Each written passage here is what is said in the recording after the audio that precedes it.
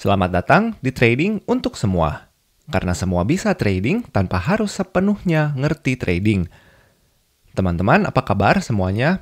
Semoga sehat-sehat ya. Semoga kesehariannya lancar, kerjaannya, bisnisnya semua berjalan dengan baik.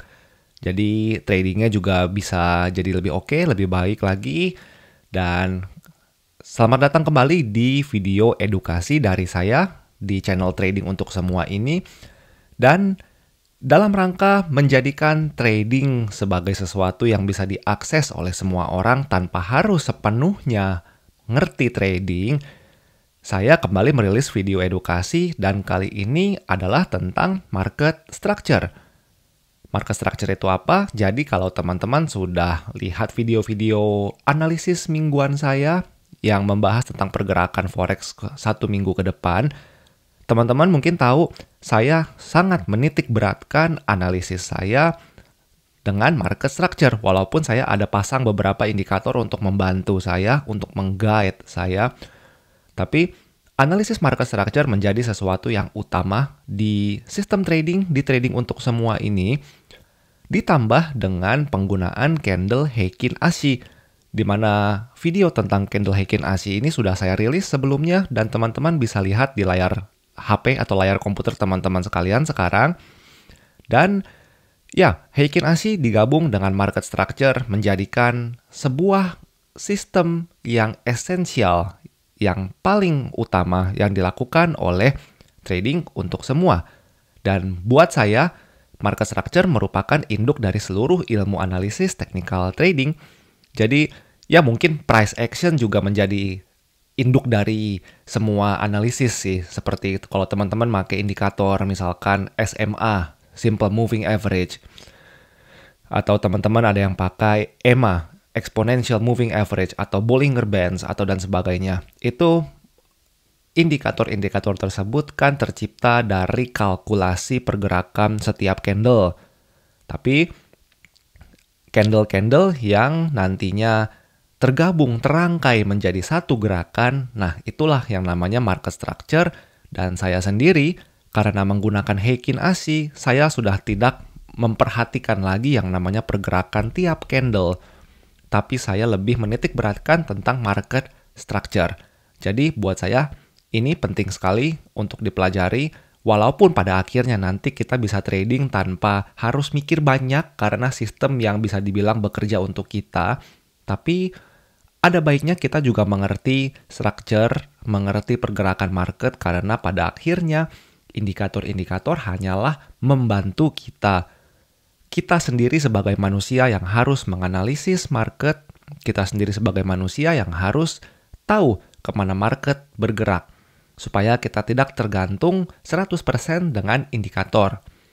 Untuk teman-teman yang baru masuk ke trading, untuk teman-teman yang ingin memperdalam ilmunya tentang market structure, dan tentunya teman-teman yang ingin mengikuti cara trading yang seperti yang saya lakukan, di mana trading bisa dilakukan tanpa harus sepenuhnya ngerti, teman-teman bisa nonton video ini, digabung dengan Heikin Ashi, dan tentunya nanti saya akan rilis beberapa video edukasi lanjutan, dan diharapkan kita semua bisa trading sama-sama.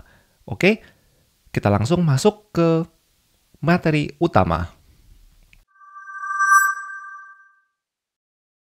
Oke, jadi di video edukasi kali ini, kita akan bahas kurang lebih 4 topik besar dari market structure menurut sistem dari channel trading untuk semua.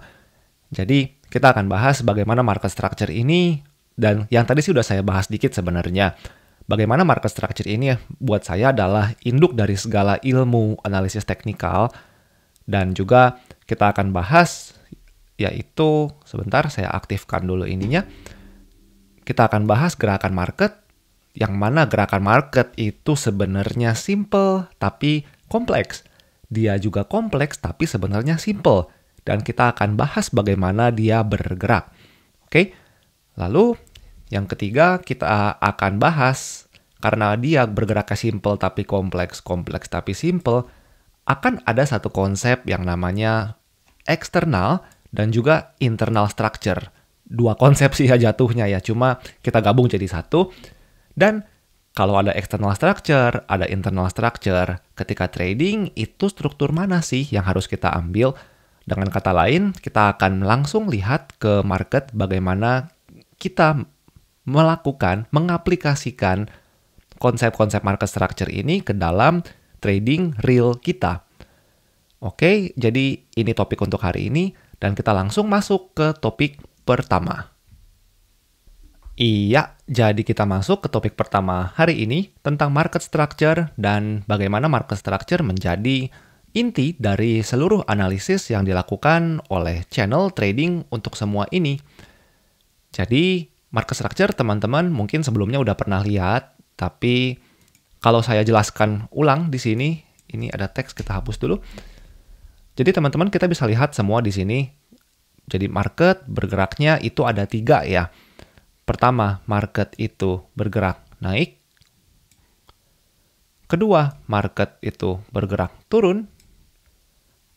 Dan ketiga, market nggak naik, nggak turun. Dia bergeraknya hanya di situ-situ aja. Atau istilahnya adalah sideways atau ranging. Biasa orang-orang bilangnya antara dua istilah itu. Jadi saya kadang suka menukar tanpa saya sadari, saya menukar kedua buah kata tersebut, tapi artinya sama, sideways atau ranging, menyamping sih bahasa Indonesianya ya. Tapi ya, begitulah kurang lebih. Nah, ketiga gerakan market tersebut, naik, turun, atau sideways, itu dibentuk hanya oleh 2 aspek dari market. Yaitu apa? Yaitu kalau kita mau tulis, hanya dibentuk oleh high dan low. Ini 2 aspek yang membentuk market, high dan low. Kita bisa lihat di sini. Ini gerakan market dan saya sederhanakan lewat garis yang saya juga gambar. Jadi sampai di sini market naik nih. Kenapa? Karena dia membentuk high yang makin lama makin naik. Jadi, kalau market naik, dia akan membentuk high, low, higher high, higher low, higher high, dan seterusnya. Jadi, saya ulang lagi, ketika market naik, dia akan membentuk yang namanya higher high. Higher artinya lebih tinggi, high artinya ya high yang terjadi di market. Jadi, high yang ini lebih tinggi dari high yang ini. Sehingga namanya higher high. Begitu juga dengan low.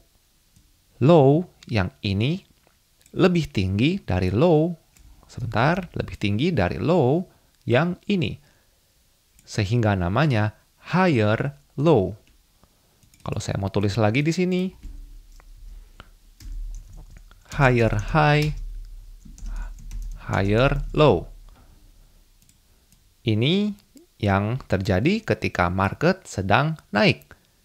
Sebaliknya juga sama, ketika market turun, maka market akan membentuk lawannya higher apa teman-teman? Betul, ini jadi pelajaran bahasa Inggris, jadinya lower high. Karena high yang ini lebih rendah dari high yang ini.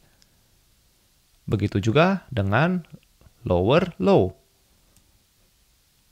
Low yang ini lebih rendah dari low yang ini. Oke? Jadi, ini pergerakan utama market ketika dia lagi naik dan juga ketika dia lagi turun. Nah, kalau dia lagi ranging atau sideways, itu gimana? Sama, mereka tetap membentuk yang namanya high dan juga low. Tapi kita bisa lihat kalau high yang terjadi setelahnya dan juga low yang terjadi setelahnya nih enggak lebih tinggi maupun enggak lebih rendah dari low-low yang terjadi atau high yang terjadi sebelumnya. Jadi, mereka semua kurang lebih sejajar. Nah, market yang bergerak secara sejajar dan high maupun low-nya ini enggak menembus satu sama lain, itu biasanya dibilang dengan yang namanya equal high atau equal low. Saya ulang lagi. Namanya equal high atau equal low. Ini yang terjadi kalau market lagi ranging atau lagi sideways. Nah, memang kadang equal high dan equal low ini bisa dibilang sebagai kalau teman-teman ada yang tradingnya dengan chart pattern, itu biasa double top atau double bottom. Nah, ini juga bisa dibilang double top, double bottom, tapi supaya sama di seluruh aspek-aspek trading, karena equal high, equal low ini kan nggak terjadi 1-2 kali. Kadang bisa terjadi 3 kali. Yang biasa orang bilangnya triple top, triple bottom. Cuma kalau udah 4-5 kali namanya apa coba? Kita kan jadi bingung ya. Jadi untuk mensimplifikasi keseluruhannya, saya menyebutnya ini dengan equal high atau equal low. Oke, kita cut dulu. Saya mau bersihkan layar dulu. Kita cut sampai dengan layarnya sudah bersih. Oke, teman-teman, sekarang layarnya sudah bersih. Sudah saya bersihkan semua. Dan kita lanjut lagi ke pembahasan market structure. Jadi, kalau di market yang sekarang teman-teman sudah lihat nih, yang sekarang teman-teman sedang lihat, itu kita bisa lihat pergerakannya seperti ini nih. Market sampai di sini, dia naik. Karena dia membentuk yang namanya higher low. Dia membentuk yang namanya higher low karena dia lebih tinggi dari low yang ada di sini. Begitu juga dengan high-nya. Lebih tinggi dari high yang ini, maka dia higher high, higher low. Dan di titik ini, market mulai turun. Kenapa? Karena dia membentuk yang namanya lower high dan lower low. Lower high karena high yang ini lebih rendah dari yang ini. Dan juga dia membentuk lower low karena low yang ini lebih rendah dari low yang ini. Lalu sampai di sini, market mulai naik lagi atau yang namanya melakukan gerakan pullback. Jadi market kalau dia mau naik, dia membentuk higher high, lalu kan dia membentuk higher low ya. Nah, gerakan ketika dia menarik diri sesaat untuk membentuk higher low ini yang dinamakan dengan pullback atau retrace. Oke, jadi kalau harga dia mau naik, dia nggak akan naik secara non-stop, tapi dia akan membuat gerakan impulsif, lalu ngisi bensin. Lalu dia impulsif lagi, lalu dia istirahat untuk ngisi bahan bakar. Nah, gerakan istirahatnya ini yang dinamakan dengan pullback. Sama, kalau dia turun juga sebenarnya sama. Dia ngisi bensin dulu dengan cara dia naik ke atas untuk membuat gerakan pullback, baru dia lanjut turun lagi. Lower high, lower low, lower high, lower low, seperti itu. Sama kalau naik juga. Higher high, higher low, higher high, higher low, seperti itu. Jadi ini gerakan dari market structure. Teman-teman bisa lihat di sini bagaimana market geraknya naik, turun, berubah arah lagi naik, berubah arah turun. Oke. Lalu, ini salah satu hal yang enggak kalah pentingnya. Jadi, kita tahu, mungkin teman-teman ada yang belum tahu juga, jadi saya coba kasih tahu sekarang di sini. Jadi, kalau teman-teman trading, itu ada yang namanya time frame. Time frame. Apa itu time frame? Jadi, time frame itu satuan waktu di mana candle mendevelop dirinya sendiri. Di mana candle membentuk dirinya sendiri. Jadi, contohnya, ini ada time frame 4 hours. By the way, di TradingView, ini platform yang saya pakai untuk charting, namanya TradingView. Teman-teman kalau mau pakai TradingView juga, bisa langsung klik link yang ada di deskripsi di bawah. Itu teman-teman bisa pakai TradingView gratis Saya pun pakai yang gratis, saya nggak pakai yang berbayar, karena sudah cukup untuk di sistem trading untuk semua ini. Jadi mungkin teman-teman kalau mau pakai juga bisa langsung klik link yang di bawah. Dan kalau kita kembali lagi ke materi, di TradingView kita punya banyak time frame yang tersedia, yang mana memang kebanyakan hanya bisa diakses kalau kita bayar sih. Tapi kalau yang untuk sistem trading yang saya pakai, trading untuk semua, kita nggak perlu TradingView yang bayar. Jadi, time frame itu bisa terdiri dari time frame seconds atau detik. Biasa ini untuk orang-orang yang scalping biasa. Jadi, dia keluar masuk market itu dalam waktu detik. Ini betul-betul perlu presisi yang tinggi sekali. Lalu, ada time frame yang namanya minutes. Jadi, ya seperti namanya, menit gitu. Lalu ada yang namanya time frame hour, 1 hour, 2 hour, 4 hour, dan juga days. Dari 1 day, 1 week, 1 month, 12 month. Jadi 12 month sama dengan 1 tahun berarti ya. Artinya apa sih? Jadi gini, ini kita bisa lihat ada 1 candle teman-teman ya. Kalau time frame yang teman-teman pilih adalah time frame 4 hours, maka 1 candle di time frame 4 hours itu terbentuk setelah 4 jam berlalu. Jadi, sama juga kalau teman-teman lagi buka time frame 1 hour, setiap candle yang terbentuk adalah candle yang berisikan data-data selama 1 jam. Jadi, candle jam 2 itu setelah dia berubah dari jam 2 sampai dengan jam 3, itu baru candlenya closing, baru candlenya terbentuk full 1 candle seperti ini. Kurang lebih begitu. Nah, kemudian ada yang namanya market structure yang bersifat fraktal. Fraktal itu apa sih? Fraktal itu artinya struktur yang sama terjadi di semua time frame. Jadi, kalau kita lihat struktur yang seperti ini nih, dia lagi naik nih ya. Nah, teman-teman kalau buka di H4, kalau teman-teman buka di H1 atau 1 hour, atau teman-teman kalau buka di 1 day, 1 month, bahkan itu teman-teman akan menemukan gerakan yang sama. Karena apa? Karena mereka saling terhubung. Jadi, begini nih.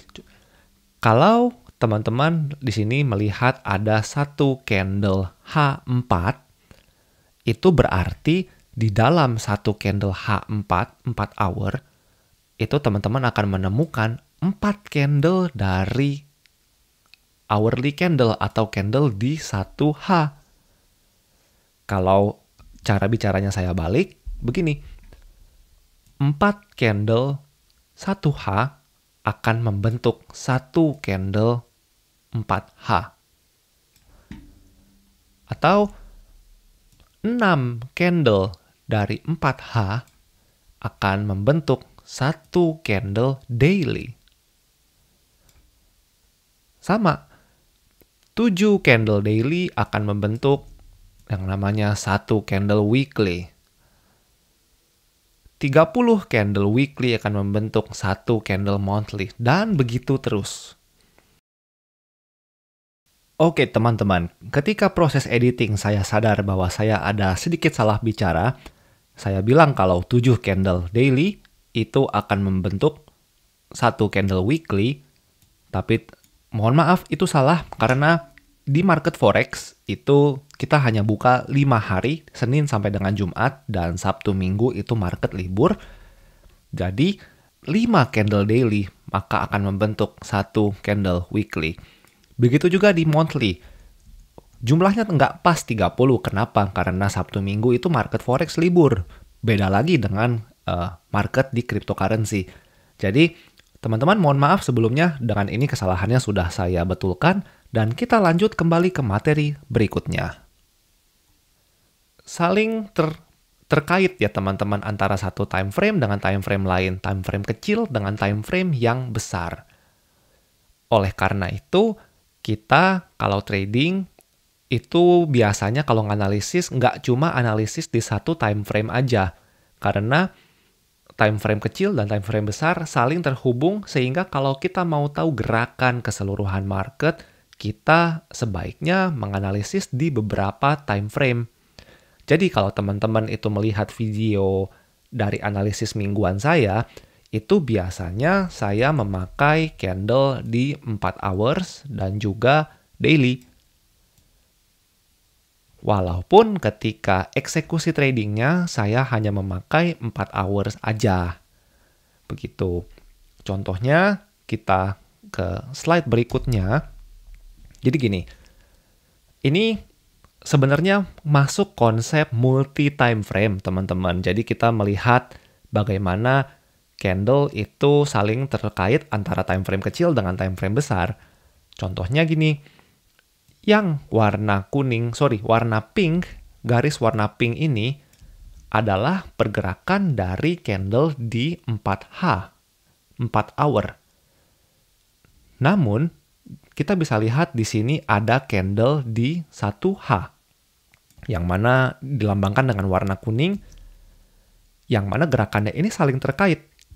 Jadi, seperti yang teman-teman bisa lihat di sini, satu gerakan besar yang naik dari candle di H4 itu merupakan rangkaian dari gerakan naik turun di candle H1.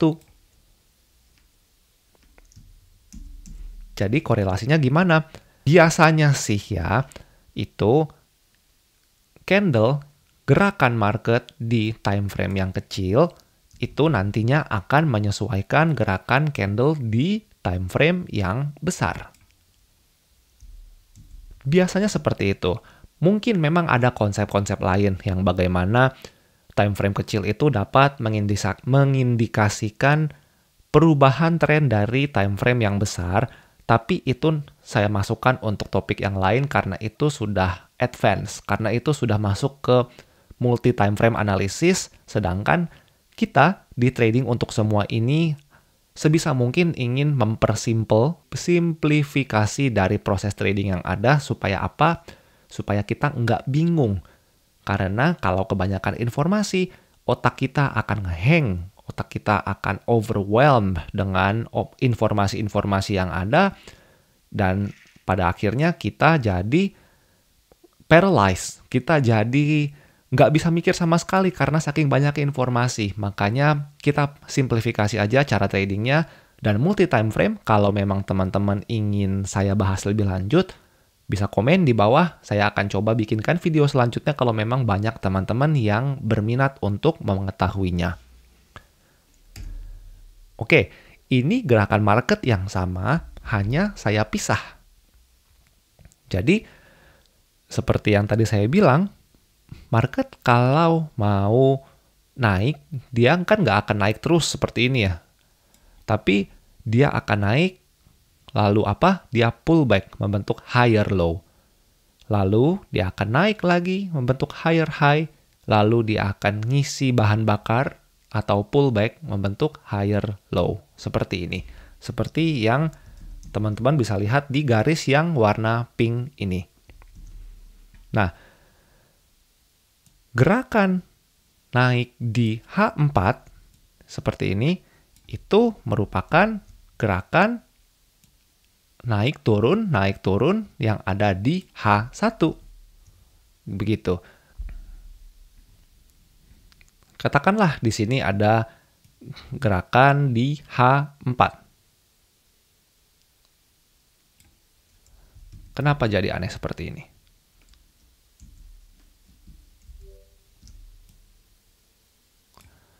Oke. Lalu di sini kita punya gerakan di H1.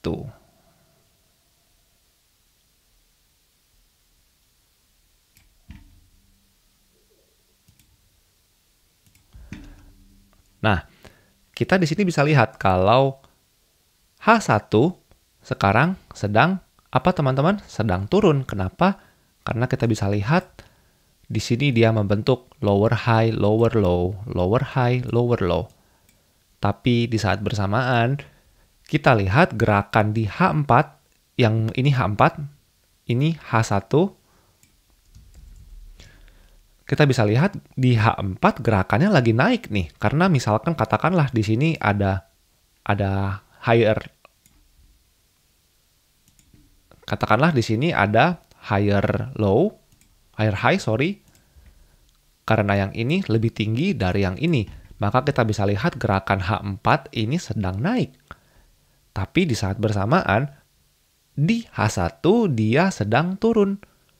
Nah, karena time frame kecil itu biasanya mengikuti time frame yang besar, jadi gerakan turun di H1 ini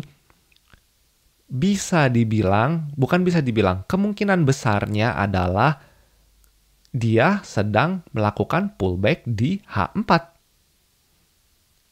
Oke teman-teman, jadi karena time frame kecil biasanya akan mengikuti time frame besar, jadi kalau time frame besarnya sedang naik, tapi time frame kecilnya sedang turun, maka kemungkinannya adalah gerakan turun di time frame kecil ini bisa jadi merupakan gerakan pullback-nya di time frame yang besar.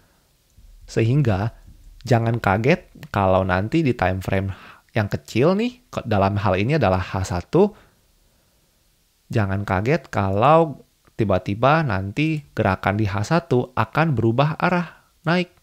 Dia akan break struktur lagi dengan naik, membentuk higher high, higher low, higher high, higher low. Kenapa? Karena gerakan turunnya ini di H1 hanya merupakan pullback-nya si H4.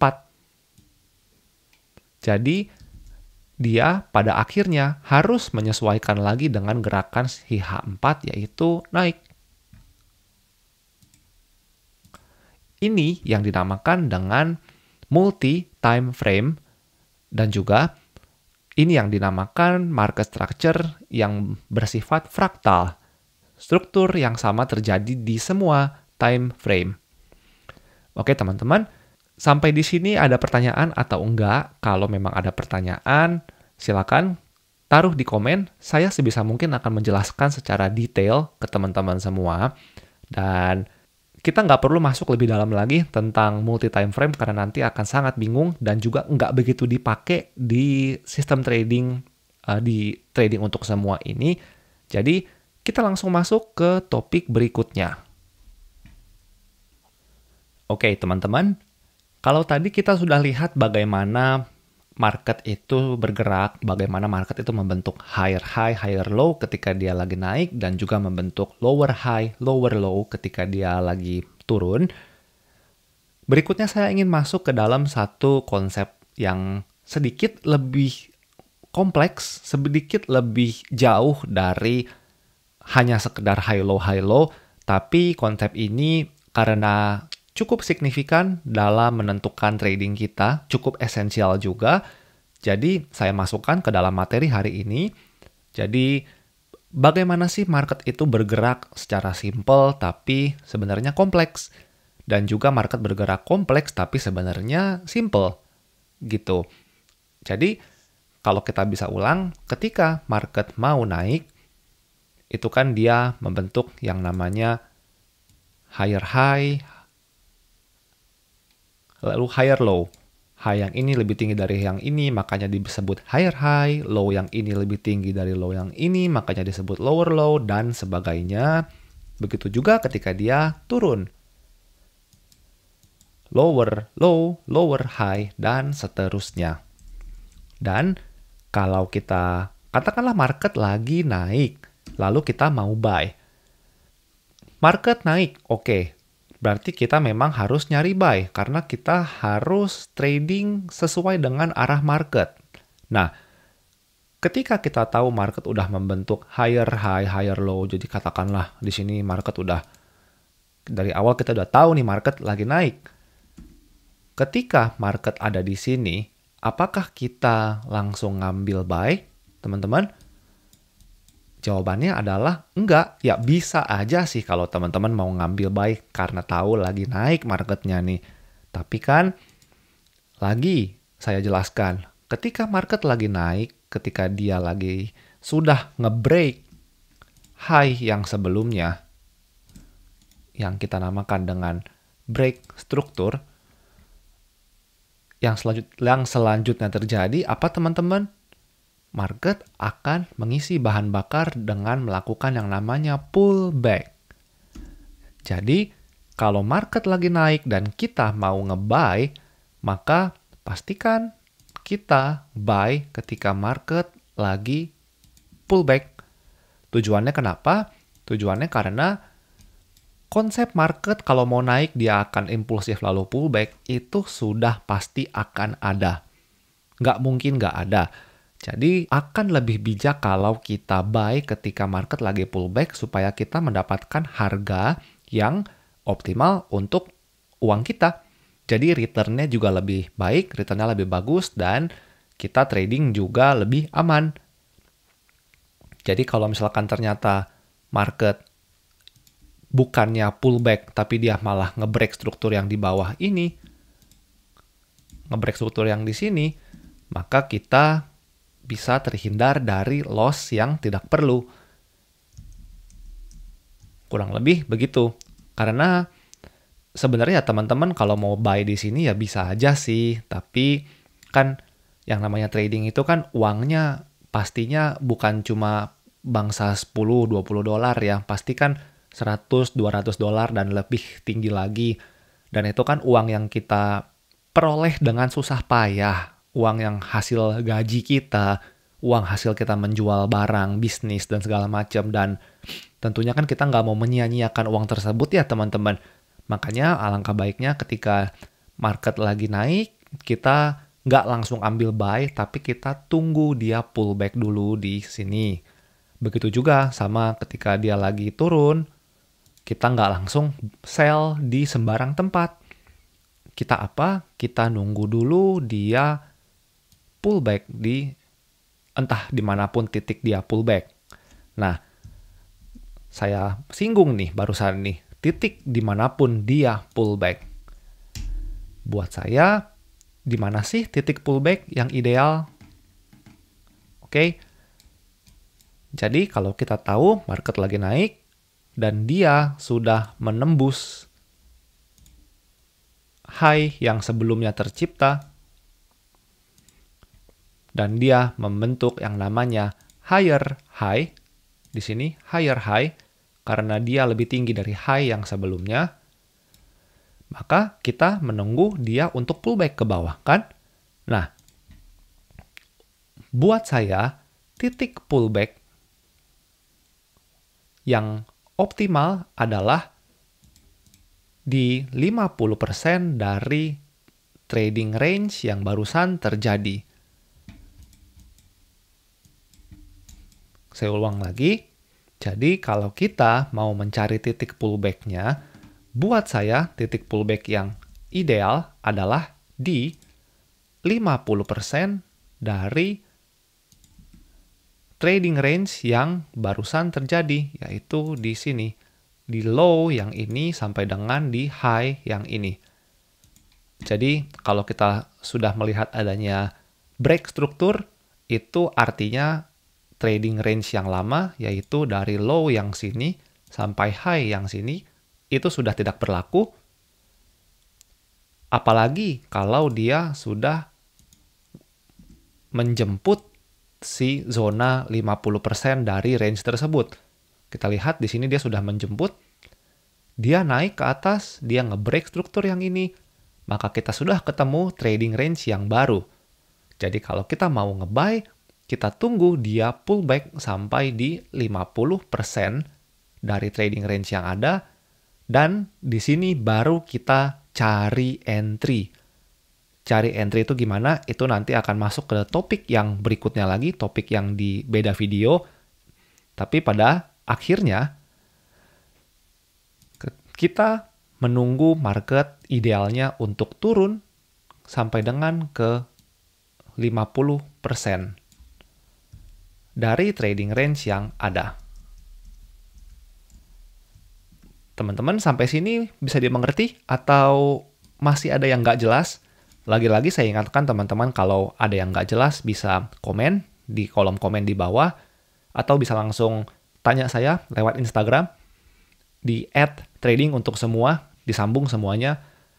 Dan tentunya saya ingatkan teman-teman subscribe terus ke video ini, ke channel ini, supaya teman-teman bisa nggak kelewatan video-video selanjutnya yang akan saya upload.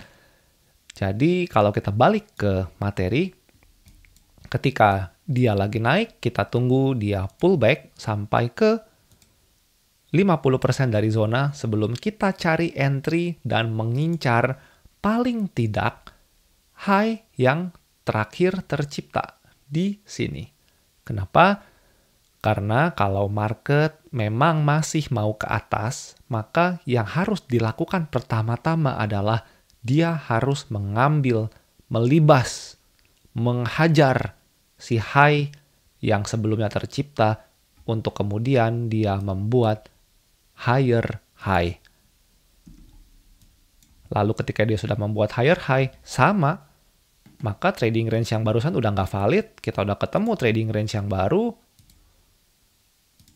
kita tunggu lagi sampai dia pullback ke 50%, lalu kita cari entry dan incar paling tidak high yang di sini. Dan begitu aja terus. Sampai kapan? Sampai nanti market berkata sebaliknya, bahwa market ternyata sudah capek nanjak dan dia ternyata mau turun.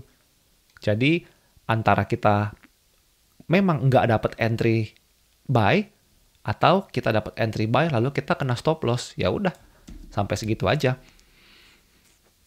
Karena pada akhirnya trading itu hanya game of probability, teman-teman. Kita hanya memainkan yang namanya probabilitas. Kemana market akan bergerak itu terserah dia. Sama kalau mau turun juga konsepnya nggak berbeda sama sekali. Kita tunggu dia pullback sampai ke 50%, lalu dia turun, kita incar sampai dengan di low sebelumnya, lalu berarti trading range yang ini sudah tidak valid, lalu kita update lagi trading range-nya. Kita tunggu dia naik sampai dengan di 50%, lalu dia turun. Kita cari sell di sini. Konsepnya sama. Oke? Nah, ini yang saya bilang gerakan market itu simple. Kompleksnya di mana? Begini loh. Walaupun yang sejak tadi saya bilang bahwa ketika market dia lagi naik, dia membentuk higher high, higher low, higher high, dan seterusnya, itu konsepnya tetap nggak berubah dan tetap akan dijumpai, ditemui di market live. Tapi kita akan sering menemukan pergerakan market yang gerakannya nggak halus. Nggak seperti tutorial yang kita lihat di YouTube selama ini. Jadi, market juga bisa bergerak seperti ini, nggak rapih, berantakan lah kasarnya. Yang mana alasannya adalah karena market forex terutama itu kan digerakkan oleh manusia-manusia juga ya, seperti kita manusia yang ingin cari untung. Dan bedanya adalah mereka itu bekerjanya udah bukan sendiri-sendiri lagi, tapi udah yang kerjanya tuh di Bank of Australia gitu, atau di Bank of Canada gitu misalkan. Jadi mereka sudah memegang peranan penting di market itu sendiri. Kalau teman-teman mau bilang dengan istilah saham, biasanya bandar, suka ngegoreng harga gitu. Nah, bandar tanda kutip kalau di forex yaitu biasanya adalah institusi-institusi keuangan dan juga bank-bank dari negara yang bersangkutan, bank sentralnya. Jadi gitu. Nah, pergerakan harga di forex itu kan juga diwarnai, dipengaruhi oleh konflik-konflik dan juga pergerakan kebijakan dari masing-masing negara. Nah, karena itulah gerakan market nggak akan bisa serapi yang udah saya jelasin tadi. Kalau gerakan market serapi ini berarti ada keseimbangan di market nih. Jadi masing-masing trader udah tahu, oh kalau udah di sini berarti seluruh trader di dunia itu akan buy. Jadi kita buy semua, yaitu mimpinya sih seperti itu. Tapi pada kenyataannya enggak. Walaupun dia pullback-nya belum terlalu jauh, tapi kalau pemain-pemain besar sudah memutuskan bahwa AUD CAD ini harus turun, maka dia akan turunin. Kita sebagai retail trader hanya perlu untuk bukan mengantisipasi, adaptasi terhadap pergerakan tersebut. Nah, oleh karena itulah teman-teman akan banyak menemui kejadian-kejadian di mana market belum masuk ke 50%, tapi dia udah break struktur lagi. Kita lihat yang di sini, ini kebetulan sudah masuk ke struktur, jadi kita diamkan. Tapi yang di sini kita lihat market belum masuk ke 50% dari trading range yang ada, tapi dia udah break lagi. Nah, kita akan menemukan banyak situasi-situasi seperti ini. Jadi, di dalam struktur yang besar, itu kita bisa melihat struktur yang kecil-kecil. Seperti ini. Gerakannya akan berantakan kalau kita lihat sekilas. Tapi kalau kita lihat secara detail, sebenarnya ini nggak berantakan. Sebenarnya ini memang ada artinya gitu. Nah, pertanyaannya adalah sekarang kalau kita lihat market belum menjemput 50%, tapi kemudian dia membentuk struktur yang kecil-kecil di dalamnya, lalu kemudian dia langsung break tanpa menyentuh 50%-nya, kita harus bagaimana nih? Pertanyaannya kan sekarang seperti itu ya. Nah, jadi salah satu siasatnya adalah dengan saya memakai Heikin Ashi Candle. Jadi Heikin Ashi Candle kalau teman-teman nonton videonya, itu kan salah satu kebaikannya adalah dia bisa meminimalisir noise atau pergerakan-pergerakan kecil yang terjadi di market ya. Tapi walaupun kita pakai Heikin Ashi Candle, itu tidak akan 100% menutup semua noise-noise yang terjadi di market, karena noise-noise dalam bentuk struktur market yang kecil-kecil nih, yang di dalam struktur besar kita bisa menemukan struktur-struktur kecil, ini nggak akan 100% bisa dieliminasi oleh Heikin Ashi. Kenapa? Karena struktur-struktur kecil ini juga memegang peranan penting di market. Jadi, kalau misalkan Heikin Ashi katakanlah bisa menghapus seluruh noise ini, malah buat saya sih itu akan bikin lebih berantakan lagi karena kita nggak tahu apa yang terjadi di market. Oke? Disinilah kita masuk ke dalam konsep internal dan external structure. Apakah internal dan external structure itu? Jadi, kalau kita lihat di sini harga belum masuk ke 50%, tapi dia udah jebol lagi ke bawah, dia udah menembus lagi struktur dan membentuk trading range yang baru. Padahal yang di sini belum dijemput 50%-nya. Apakah yang di sini sudah bisa dibilang tidak valid? Sebenarnya gini, bisa ya bisa enggak. Kenapa? Karena saya kan selalu bilang ke teman-teman kalau kita lagi trading itu kita fokus ke dalam struktur yang terakhir tercipta di market. Jadi kita tidak harus perlu melihat terlalu jauh ke kiri. Tapi begini teman-teman, kita tetap harus aware, harus tetap sadar bahwa ya, di sini kita bisa lihat struktur sudah menjemput 50%, lalu dia turun lagi.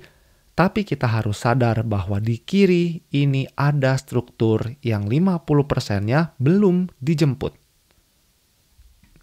Jadi, yang biasa saya lakukan adalah kalau market belum menjemput struktur 50%, tapi dia sudah turun lagi ke bawah, biasanya di struktur yang pertama ini, di trading range yang pertama ini, saya extend lagi dia punya range-nya sampai ke low terakhir atau high terakhir kalau dia lagi naik.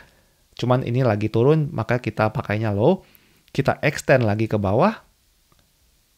Dan kita tunggu sampai market menjemput si 50% ya. Dan kalau dia sudah masuk ke 50%-nya, baru kita cari sell. Kalau memang market memberikan kita opportunity tersebut. Tapi lagi-lagi kita lihat di sini. Market belum juga menembus 50% di sini, lalu dia break lagi ke bawah. Kalau saya sih, saya tetap akan terus tarik dia punya range-nya terus ke bawah sampai kapan? Sampai nanti market benar-benar menjemput si 50%, sampai dengan market nanti benar-benar menjemput 50%-nya, dan kemudian saya akan cari sell di sana. Nah, kalau begini, pertanyaan berikutnya, kalau market belum menjemput 50%, tapi dia terus-menerus membreak struktur ke bawah ataupun ke atas, apakah artinya kita harus puasa trading? Apakah artinya kita harus tetap diam saja tanpa mengambil kesempatan yang ada? Padahal kita bisa lihat struktur yang ini 50%-nya belum dijemput, tapi struktur yang ini 50%-nya udah dijemput nih. Jadi sebenarnya kita bisa ngambil trade di sini dong. Jawabannya adalah ya, betul teman-teman. Kita bisa mengambil trade di struktur yang kecil ini. Tapi kita lagi-lagi harus aware, harus sadar bahwa ada struktur besar di luar dari struktur kecil ini yang belum dijemput 50%-nya. Jadi, apakah internal dan apakah external structure tersebut? Nah, mungkin dari sini teman-teman sudah bisa bayangkan struktur kecil yang terjadi ketika struktur besarnya ini belum dijemput 50%-nya adalah internal structure. Biasanya saya bedakan warnanya. Ini yang dinamakan internal structure. Sebentar, saya kasih tulisan dulu.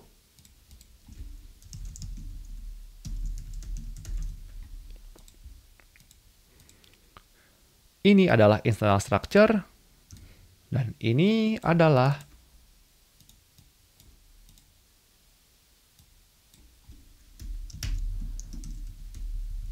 external structure.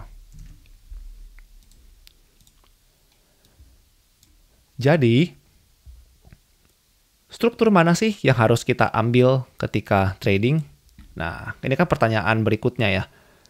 Jadi, kalau kita bisa lihat di sini external structure-nya belum juga dijemput 50%-nya. Bisa dilihat di sini belum masuk 50%, udah break lagi. Kita perpanjang lagi. Belum juga dia jemput 50%-nya, kita perpanjang lagi. Dia punya range-nya terus menerus ke bawah. Tapi di saat bersamaan, kita juga bisa lihat banyak internal structure yang terbentuk di sini. Pertanyaannya, balik lagi, struktur mana yang harus kita ambil ketika lagi trading kan? Jadi jawabannya adalah kita bisa ambil struktur internal selama dia punya risk-reward ratio-nya itu cukup. Risk-reward ratio itu apa? Mungkin akan saya buatkan video terpisah, tapi pada intinya risk-reward ratio itu kan, ini ya, sebentar. Namanya ratio ya, rasio kalau bahasa Indonesianya. Itu kan biasa kan dilambangkan dengan 1:1. Kalau teman-teman lagi misalkan bikin model kit dari mobil ya, miniatur-miniatur pesawat, itu kan biasa ada bukan risk reward ratio kalau pesawat tuh, size ratio biasanya ya. Jadi 1:0,5 gitu misalkan. Jadi dia ukurannya adalah setengah dari pesawat yang asli. Kalau 1:1 biasanya dia ukurannya sama dengan ukuran pesawat yang asli. Nah, begitupun juga di trading ada yang namanya risk reward ratio. Risk 1, rewardnya 1. Jadi kalau misalkan kita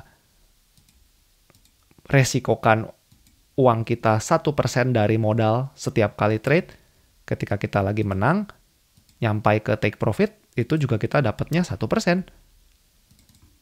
Kalau saya, biasanya risk-reward ratio minimal itu 1:2.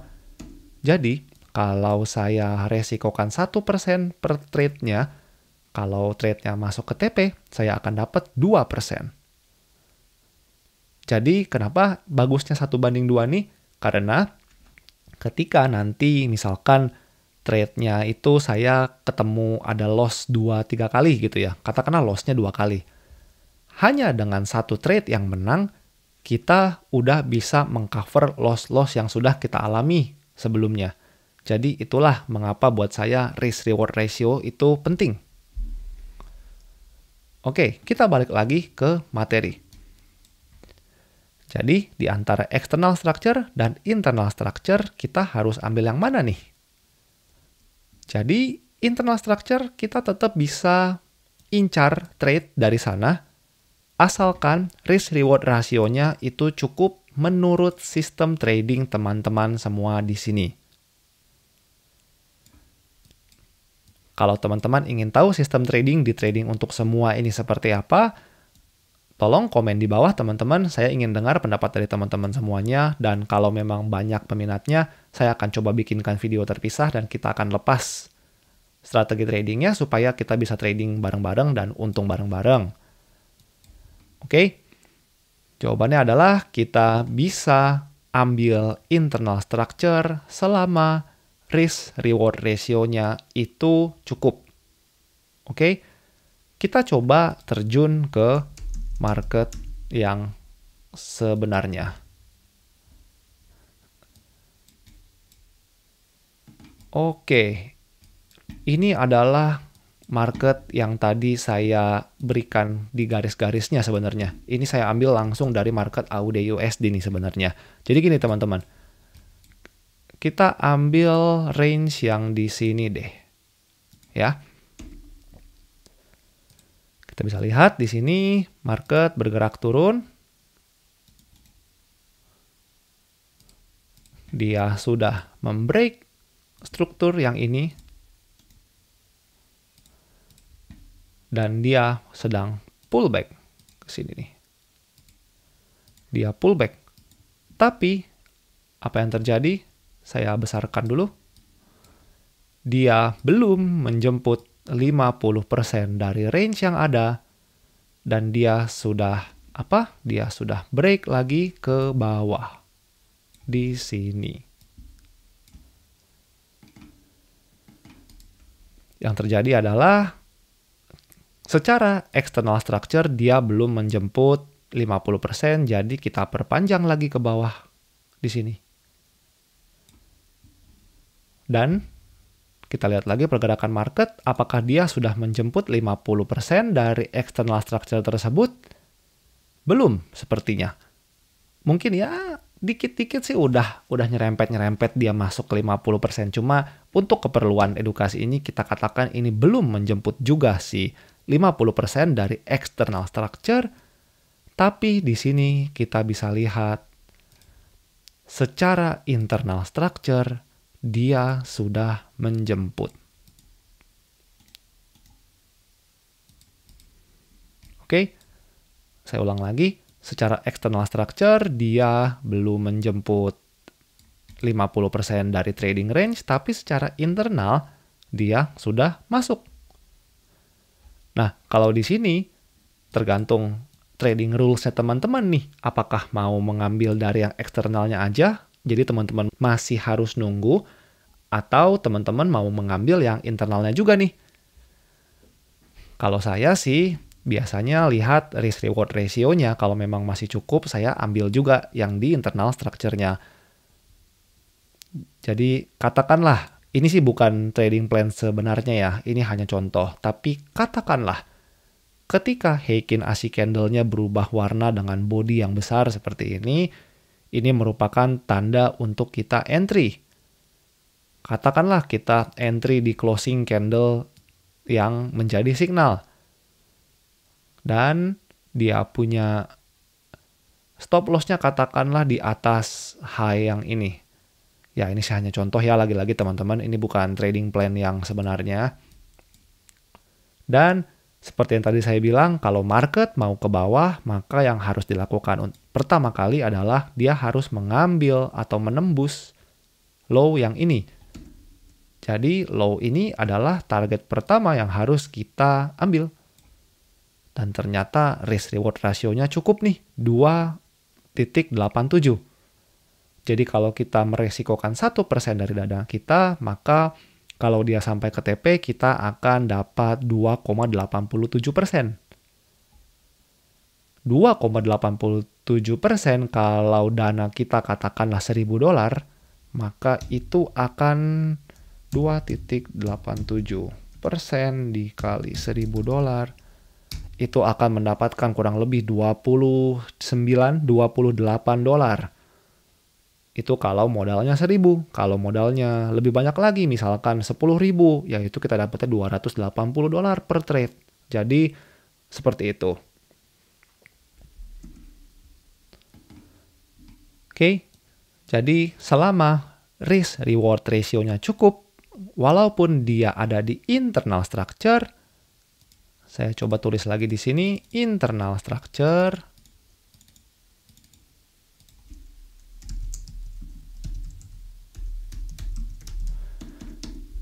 maka kita tetap bisa mengambil trade selama risk reward ratio-nya cukup.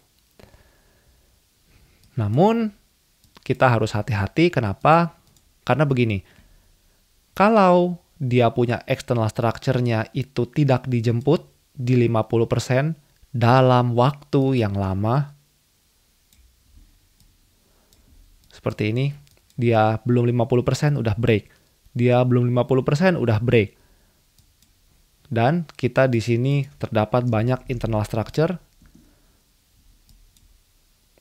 Saya ulang lagi, kalau external structure itu belum dijemput dalam waktu yang lama, dan di saat bersamaan dia banyak terdapat internal structure yang terjadi, itu hati-hati. Kenapa? Karena nanti di suatu saat di masa depan, kita nggak tahu 1 minggu lagi, 1 bulan lagi, 2 bulan, 3 bulan, kita nggak ada yang tahu. Tapi hati-hati karena market biasanya akan melakukan yang namanya deep pullback atau pullback yang dalam untuk pada akhirnya dia menjemput 50% dari si external structure. Oke? Dan di sini biasanya kalau market sudah melakukan deep pullback sampai dengan 50% di external structure, itu market biasanya bisa melanjutkan perjalanannya ke bawah, atau sehabis jemput dia malah mau ke atas, dia sudah berbalik arah. Jadi ada 2 kemungkinan di sana. Jadi disitulah pentingnya kita aware atau sadar bahwa kita ini ada di mana sekarang. Apakah kita ada di internal structure? Apakah kita ada di external structure? Dan kalau misalkan kita ada di internal structure, apakah external structure-nya ini belum dijemput dalam waktu yang lama? Karena kalau dia belum dijemput dalam waktu yang lama, pada akhirnya nanti biasanya market akan menghajar si 50% external structure dan dia akan melakukan pullback yang dalam. Jadi kurang lebih inilah konsep dari market structure, terutama yang saya lakukan secara pribadi di channel trading untuk semua ini. Teman-teman, apakah ngerti? Apakah enggak? Tolong komen di bawah supaya teman-teman bisa lebih mengerti lagi dengan bertanya ke saya. Iya teman-teman, jadi sekian penjelasan saya tentang market structure, terutama market structure versi dari channel trading untuk semua ini. Dan saya sudah jelaskan ke teman-teman bagaimana saya menganalisis pergerakan market, bagaimana market memiliki internal dan external structure, dan struktur mana yang kita harus ambil ketika trading, dan lebih banyak lagi yang sudah saya bahas. Jadi teman-teman kalau memang merasa terbantu dengan konten ini, saya boleh mohon untuk like-nya di video ini. Kenapa? Karena nantinya algoritma dari YouTube akan membuat video ini semakin banyak muncul di teman-teman lain yang juga membutuhkan pengetahuan-pengetahuan tentang trading.